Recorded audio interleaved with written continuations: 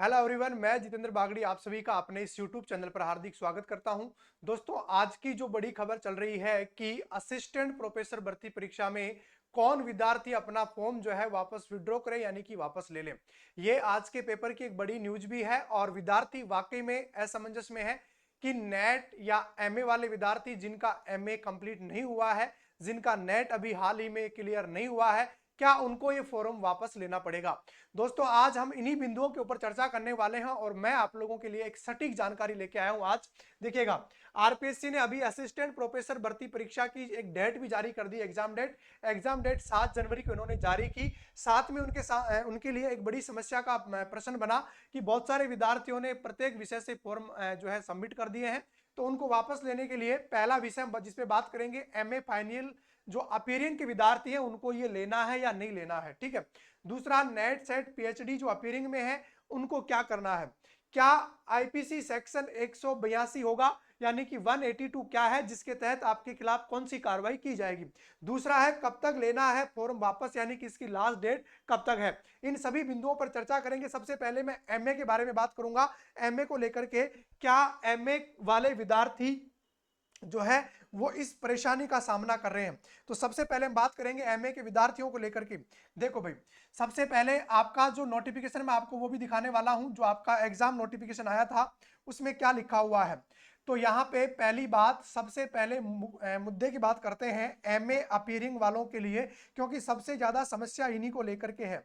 MA appearing में जो है, देखिएगा, एमए फाइनल का विद्यार्थी, एमए फाइनल का जो विद्यार्थी है, यानी कि उसने एमए प्रवेश यानी कि फर्स्ट ईयर जो है वो एग्जाम दे लिया, इसका रिजल्ट आ गया, परंतु अब वो कहां पर है, एमए फाइनल में है। यानी कि एमए फाइनल में है। अगर वो फाइनल में है तो क्या ये फॉर्म भर सकता है या उसे फॉर्म वापस लेने की आवश्यकता है। तो ध्यान रखिएगा भाई, यहां एमए फाइनल वाला जो विद्यार्थी है, यानी जिसे हम कहते हैं अपीयरिंग, एमए अपीयरिंग के विद्यार्थी वालों को इस फॉर्म को वापस लेने की आवश्यकता नहीं है। ध्यान रखना, एमए वाले विद्यार्थियों को घबराने की कतई आवश्यकता नहीं है। अगर आपका फर्स्ट ईयर का रिजल्ट आ गया है ना, तो आपको डरने की आवश्यकता नहीं है, क्योंकि आपको फॉर्म वापस नहीं लेना है। लेकिन अगर आपने एमए ही नहीं किया, एमए प्रवेश ही नहीं किया और आपने उसमें फॉर्म में गलत जानकारी दे दी है, तो भैया अपना फॉर्म जो है वापस ले लेना, अन्यथा आपके खिलाफ आईपीसी सेक्शन 182 के तहत क्या की जाने वाली है, कार्रवाई की जाने वाली है। तो एमए प्रवेश के विद्यार्थी जिनका रिजल्ट नहीं आया है और उन्होंने गलत जानकारी सबमिट कर दी थी, एक तो वो फॉर्म अपना वापस ले ले। ठीक है। एमए एमए के अलावा, यहां पे मैंने एमए शब्द का यूज किया है। एमए के अलावा क्या हो सकता है, एमकॉम हो सकता है फर्स्ट ईयर, इसके अलावा एमएससी हो सकता है फर्स्ट ईयर। तो एमकॉम एमएससी वाले विद्यार्थी भी ध्यान दें, एमए वाले ही नहीं, इसके अलावा मास्टर डिग्री जो कर रहे हैं, पीजी जो कर रहे हैं, उन सब की बात है। जो फर्स्ट ईयर का रिजल्ट नहीं आया और उससे पहले उन्होंने गलत जानकारी दे दी, या अभी वो ग्रेजुएशन ही कर रहे हैं और उन्होंने फॉर्म फिल कर दिया है, तो भैया इसको वापस ले लेना। ठीक है, वरना आपकी एसएसओ आईडी हमेशा हमेशा के लिए ब्लॉक कर दी जाएगी।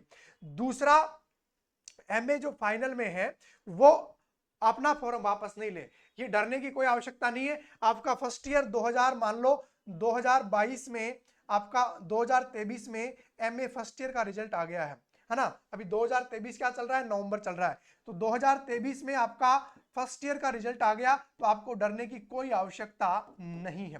ठीक है। पहला बिंदु जिसको लेकर के हम चर्चा कर रहे थे, किसको लेकर के, एमए को लेकर के। तो एमए एमएससी एमकॉम वाले यानी पीजी वाले विद्यार्थियों को डरने की कतई आवश्यकता नहीं है। दूसरी हम चर्चा करेंगे नेट सेट और पीएचडी को लेकर के। नेट सेट पीएचडी को लेकर के चर्चा करेंगे कि इनके साथ में क्या होने वाला है। तो देखो भाई, इसमें जब फॉर्म फिल किया गया था हमारे से, तब इसमें एक ऑप्शन था और ऑप्शन ये था कि जिसका नेट सेट नहीं हुआ है वो अपीयरिंग के लिए भर सकते हैं। क्योंकि अपीयरिंग का इसमें ऑप्शन ऐसे था क्योंकि नेट जो होता है वो साल में 2 बार होता है। जैसे अभी बात करें, नेट साल में 2 बार हो रहा है, एक बार दिसंबर का साइकिल होता है और एक बार जून का साइकिल होता है, जून और दिसंबर का साइकिल होता है। इस वजह से क्या होगा, जैसे कि जिन विद्यार्थियों का नेट नहीं है और उन्होंने फॉर्म कर दिया, तो नेट वालों को बिल्कुल डरने की आवश्यकता नहीं है, आपके खिलाफ कोई कार्रवाई नहीं होने वाली है। क्यों नहीं होने वाली मैं आपको बता दूं, क्योंकि अभी जैसे दिसंबर में नेट होगा, दिसंबर में क्या है, नेट होगा, तो हो सकता है आप इसमें पास हो जाओ, और हो सकता है आपने फॉर्म भर दिया, उसके बाद में आपने जून वाला 2023 जून 2023 वाला क्वालिफाई कर लिया हो, फॉर्म भर दिया और इसमें क्वालिफाई हो गया, लेकिन आपके पास में रोल नंबर, अनुक्रमांक नंबर या आपका जो क्रमांक आईडी होता है वो आपने नहीं डाला, तो नेट वाले विद्यार्थियों को डरने की आवश्यकता नहीं है। अगर है नहीं है कोई फर्क नहीं पड़ेगा, आपको फॉर्म वापस लेने की आवश्यकता नहीं है, क्योंकि इसमें कहीं पर भी इसका नोटिफिकेशन आया तो उसमें नेट वालों के लिए कोई चर्चा का नहीं रहा है, यानी कि सामान्य सी बात रहने वाली है। दूसरा, नेट सेट, अभी राजस्थान में 2023 में सेट क्लियर हो गया, अगर पास हो गए हो तो बहुत अच्छी बात है, नहीं हुआ है तो कोई दिक्कत नहीं है, आप दे सकते हो नेट के बलबूते पर। हाँ, पीएचडी वाले, जो पीएचडी वाले विद्यार्थी हैं जिनका पीएचडी चल रहा है, अगर उनका फाइनल रिजल्ट नहीं आया, यानी कि पीएचडी वाले जो विद्यार्थी हैं इनका फाइनल थीसिस जमा होने के बाद, असाइनमेंट जमा होने के बाद में उनका फाइनल रिजल्ट, उनको मार्कशीट नहीं मिली है और वो बीच में है, तो उनको एलिजिबल नहीं माना जाएगा। ध्यान रखना, जिनका पीएचडी चल रहा है, अभी चल रहा है, साल हो गया, 1.5 साल हो गया, 3 साल हो गया, लेकिन अभी तक उनका फाइनल रिजल्ट नहीं आया है, तो उनको एलिजिबल नहीं माना जाएगा अगर आपने पीएचडी के बलबूते पर क्या भरा है, फॉर्म भरा है। दूसरा, ये हो गया नेट सेट के बारे में। और एक और इन्होंने कहा था कि सन 2002 के बाद में अगर आपने किसी अदर स्टेट से सेट या नेट किया है, सेट एक्चुअल में होता सेट ही है, अगर आपने किसी दूसरे स्टेट से सेट किया हुआ है, जैसे आप राजस्थान के आपने एमपी से सेट कर लिया है, तो फिर वो 2002 के बाद का है तो वो एलिजिबल नहीं माना जाएगा। अगर आपने उसके बलबूते पे फॉर्म लगाया तो भैया वापस ले लीजिएगा, क्योंकि ये मान्य नहीं होगा, क्योंकि ये साफ साफ नोटिफिकेशन में लिखा हुआ है। ठीक है, दूसरी चर्चा करेंगे इसके बाद में, आईपीसी सेक्शन क्या लगेगा आपके ऊपर, आईपीसी सेक्शन क्या लगने वाला है आपके ऊपर, तो आईपीसी सेक्शन की अगर बात की जाए 182 लगेगा। 182 क्यों लगता है, इसका रीजन क्या है मैं आपको बता देता हूं क्यों लगता है, क्या कारण है इसका लगने का। तो इसका कारण ये होता है, अगर आप लोक सेवा में अगर कोई गलत सूचना देते हैं, अगर आप लोक सेवा में कोई गलत सूचना सबमिट करते हैं तो आपके खिलाफ सरकार उचित कार्रवाई कर सकती है। इसमें क्या हो सकता है, 6 माह का कारावास हो सकता है, 6 माह का कारावास हो सकता है, या आपको जुर्माना, आर्थिक जुर्माना लगा सकता है। कोर्ट आपको आर्थिक जुर्माना या 6 माह का कारावास सुना सकता है। यह अपराध जो है किस श्रेणी में आता है, ये अपराध जो है जमानती अपराध है, मतलब इसमें जमानत हो सकती है, मतलब ये जमानती अपराध है, यानी कि गैर जमानती नहीं होता है। दो प्रकार के अपराध होते हैं, जमानती और गैर जमानती। तो ये किस प्रकार का अपराध है भाई, ये जमानती अपराध है। अगर ये आपके खिलाफ लग जाता है तो हो सकता है आरपीएससी आपको आने वाले नेक्स्ट एग्जाम में बैठने की अनुमति न दे, क्योंकि आरपीएससी अब जो है बड़े हिसाब से काम कर रहा है, बड़े तरीके से काम कर रहा है, क्योंकि कुछ विद्यार्थियों ने 48 विषयों से क्या भर दिए थे, फॉर्म फिल कर दिए थे। तो जिन्होंने गलत किया है उनके खिलाफ तो सरकार कार्रवाई कर ही रही है, और उनको एक बार मौका दिया जा रहा है कि अपने फॉर्म वापस विड्रॉ कर ले, वापस एसएसआईडी पे जाएं, और वहां पे एक ऑप्शन आ रहा है कि फॉर्म विड्रॉ करने का, तो अपना फॉर्म वापस ले सकते हैं। इसके बाद में हाँ, फॉर्म वापस कब तक लेना है, अगला जो है हम पढ़ेंगे कि फॉर्म वापस कब तक लेना है।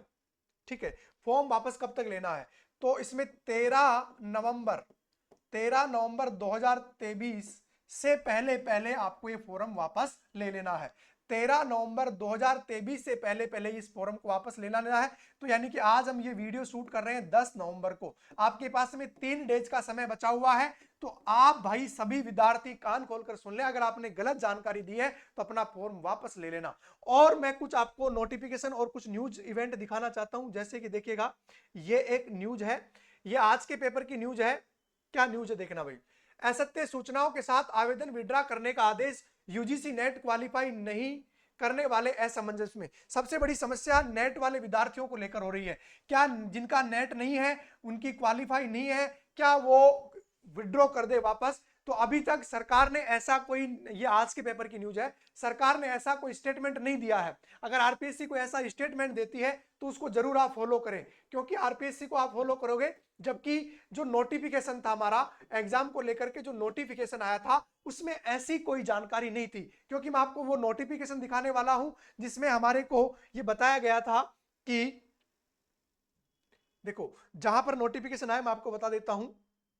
देखो ये रहा आपका नोटिफिकेशन।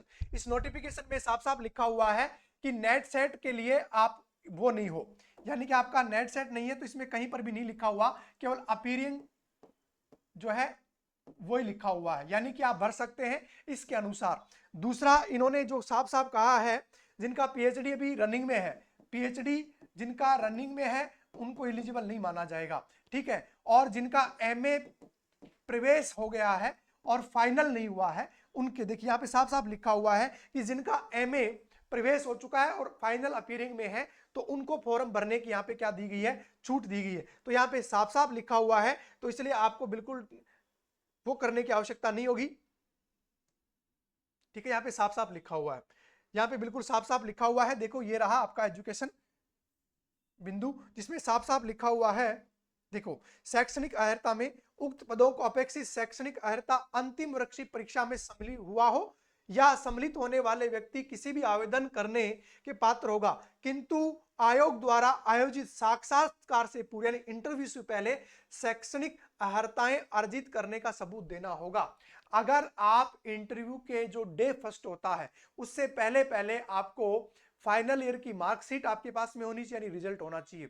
दूसरा क्या होना चाहिए, आपने नेट अगर कर लिया है तो आपके पास में नेट का भी होना चाहिए, अन्यथा आपको इंटरव्यू में जाने से पहले यानी साक्षात्कार से पहले ये सभी दस्तावेज क्या करवाने होंगे, जमा करवाने होंगे। यानी कि आप एग्जाम दे सकते हैं, आपका रिजल्ट जब आ जाता है और आप इंटरव्यू के लिए जब बुलाए जाएंगे तो उसके डे फर्स्ट को आपको ये सारे डॉक्यूमेंट्स क्या होने चाहिए, आपके तैयार होने चाहिए। तो विद्यार्थियों कैसी रही ये इंफॉर्मेशन जो असिस्टेंट प्रोफेसर के लिए रही है, और हम इस असिस्टेंट प्रोफेसर के लिए हमारे चैनल पर पेपर थर्ड का मॉडल पेपर चला रहे हैं, जिसमें हम लगभग एग्जाम तक पर डे का एक मॉडल पेपर लेके आएंगे जो एग्जाम पर आधारित होगा। तो ऐसी जानकारियों के लिए, और ये वीडियो पसंद आया हो तो चैनल को आज ही सब्सक्राइब करें। ये आप ही का परिवार है, बागड़ी सर आरएस के नाम से मैंने चैनल जो है अभी स्टार्ट किया है। चलो विद्यार्थियों, मिलते हैं ऐसी जानकारियों के साथ अगली क्लास में, तब तक के लिए जय हिंद जय भारत।